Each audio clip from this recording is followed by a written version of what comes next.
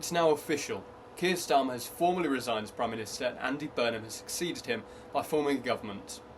Whilst cabinet post has not yet been announced, there's still a lot of speculation. One thing is certain. We have a new Prime Minister with new opinions and new policies.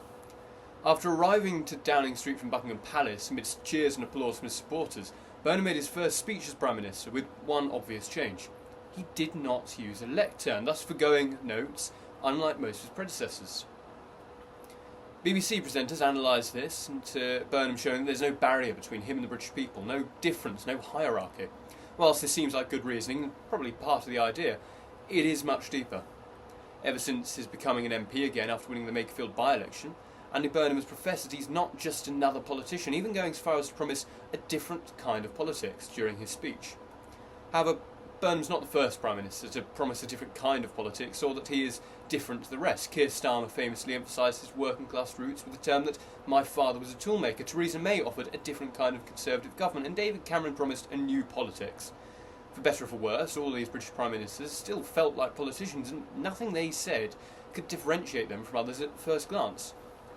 By his disregarding traditional lectern, instead opting for a sole microphone sitting on a tripod in Downing Street, Burnham does that, breaks tradition. This change was not accidental. It's Andy Burnham laying the foundations for how he wants to be seen as Prime Minister, how he wants to be perceived.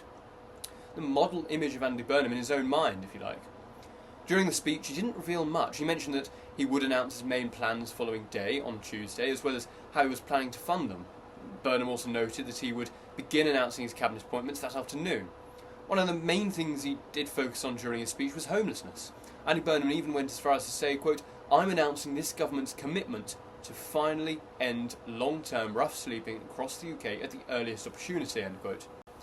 Now, this is similar to one of his policies during his time as Mayor of Greater Manchester, and whilst it was noted by the BBC that rough sleeping had gone down overall in Manchester since 2017, they also mentioned that it had also began rising year on year.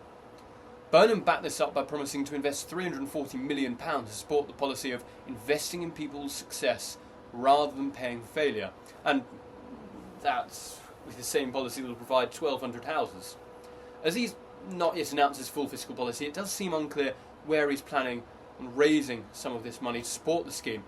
However, it is important to mention that on multiple occasions, including one reported by the Chartered Institute of Taxation, that Burnham has not explicitly ruled out tax rises for anyone, however has called for what he describes as, quote, "a greater sense of fairness."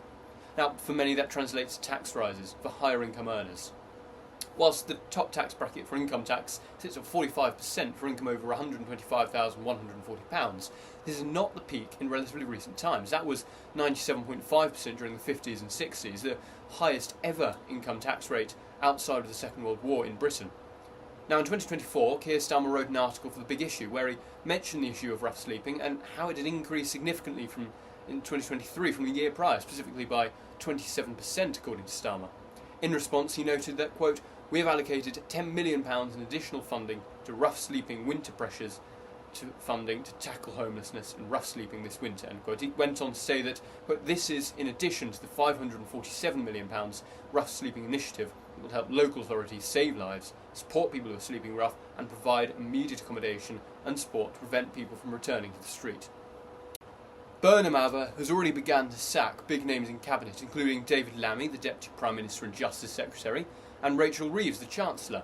The speed of these dismissals does suggest that, at least in some regards, Burnham's not interested in continuity, a contrast to his promises to follow in the footsteps of the previous government under Keir Starmer.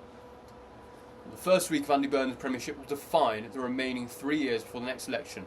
What he does and says now is more important than nearly everything until his resignation.